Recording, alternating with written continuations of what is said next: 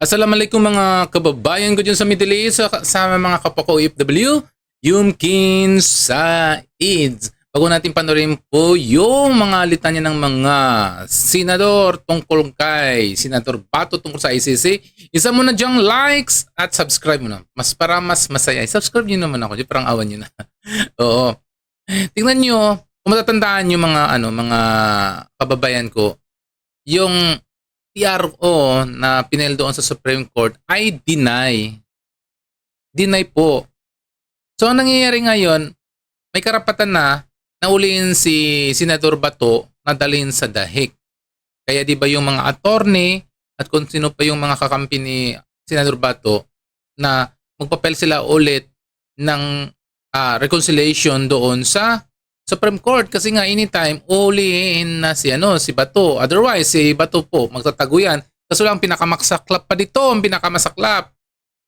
Sabi ni Senador Rapitolfo, kailangan daw ipatupad na kung anong batas na sinasahad at nag-good luck pa sila. Good luck Senator Bato. Nako, tignan nyo, ang lupit niya ang sahol niya magsalita. Tuwang-tuwa siya na dadalhin si Senador Bato sa dahig.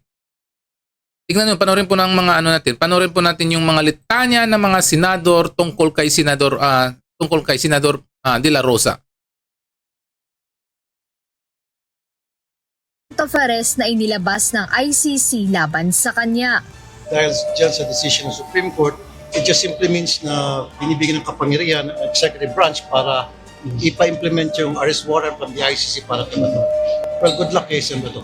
Samantala bilang kilalang malapit kay Senator De La Rosa, hindi naman naitago ni Senator Robin Hood Padilla ang kanyang kalungkutan sa desisyong ito ng Supreme Court. Gayunpaman muling binigyang diin ni Senator Padilla ang naunang tindig ng liderato ng Senado na dapat ay dumaan pa rin sa lokal na korte ang proseso. Ay, siyempre, malungkot yun. Hindi nga naman tayo pwedeng maging reaksyon. Malungkot tayo. Illegal po ba? Ay, tanong natin sa kanila. May illegal. Kasi sa amin, tandaan ninyo, ang Senate, ang sabi ng aming SP, ay hintayin namin ang warrant ng local court. Gate naman Yung ginawa niya, mas matalino pa yata si mas matalino pa yata si Robin Padilla kung i-compare mo kay Senator Bato o Senator Rapitolfo Ang sinabi ni Robin Hood, bago dalhin sa ICC, dapat dumaan mo na sa due process, nalitisin mo na dyan sa Pilipinas bago dalhin sa dahig. Pero ito naman kay Rapitolfo, hindi. Kunin na kaagad at dalhin kaagad doon sa dahig. Yun ang gusto niyang mangyari ni Rapitolfo. Parang style yung ginawa kay kay President Digong. Di ba? Yun ang gusto niyang mangyari niya. Parang hindi ko alam kung bakit gigil na gigil si Rapitolfo kay Senador Bato. So, panoorin po natin ang iba pang mga kasamaan niya ng mga senador tungkol po sa pagbigay ng opinion sa pag-deny ng TRO ng Supreme Court. Senator Sherwin Gatchalian, bahagi lamang ito ng umiiral na judicial process sa bansa. Binanggit din ng senador ang isang resolusyon ng Senado na posibleng magsilbing legal na basihan aniya ng law enforcement agencies sa kanilang pag-aksyon. This is part of the judicial process at kung matatanda natin, meron din naprubahan na resolution dito, yung resolution number 44 na dapat bigyan ng pagkakataon any Filipino to go to our local courts, and Supreme Court is a local court. So ito na yung mga inaantay ng ating enforcement agencies sa legal basis for their action. Naniniwala naman si Senator Jinggoy Estrada na hindi pa ito ang huling maaatrasan ni Senator De La Rosa.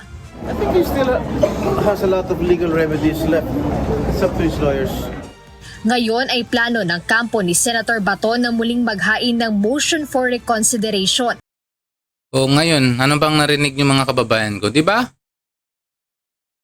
Iba-iba talaga kapag ikaw ay senador ng minority, kagaya kay Rapitolfo, kay Risa Hontiveros, at kung sino pa yung mga Poncio Pilato, lalo pa kay Tito Soto, gusto nilang bitbitin kaagad si Senador De La Rosa sa dahig.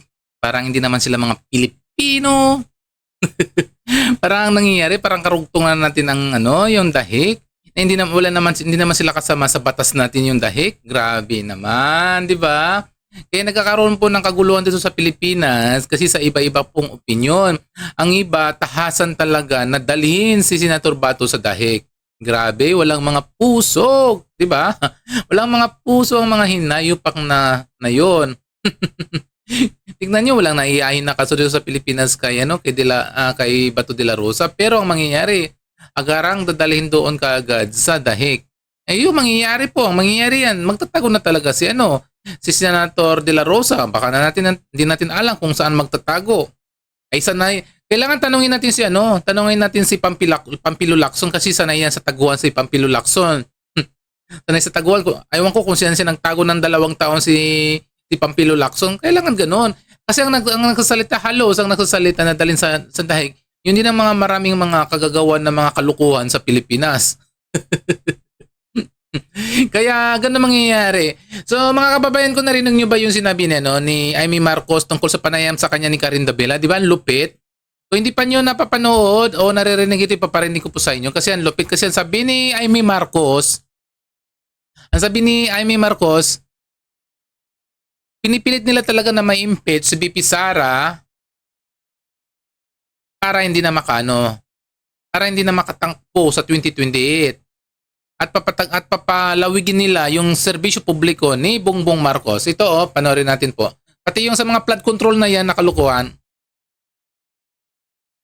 Other alternative was also discussed to raise the age for the presidency from 45 to 50 so that VP Sara would be disqualified. So this is a very high stakes game. It has little or nothing to do with Bato. He appears to be just a sidelight. And galit ang Pilipino sa term extension. Ayaw natin ng Noel. Bakit natin pipilitin na naman to? This has lost time and time again. All right, but Senator, these are very serious accusations, even against the president. I just want to ask you, who is your source? Where did you get this information regarding the CONAS plan? Kasi napakadetalyado po ng sinabi ninyo. Baka maakusan kayo ng Malacanang na chismis to. Nag-iimbento kayo ng kwento. Who is your source on this, Senator? Yes, one of the guys who was there, pinagmamalaki nila, pinag-uusapan, at it was relayed to so many congressmen.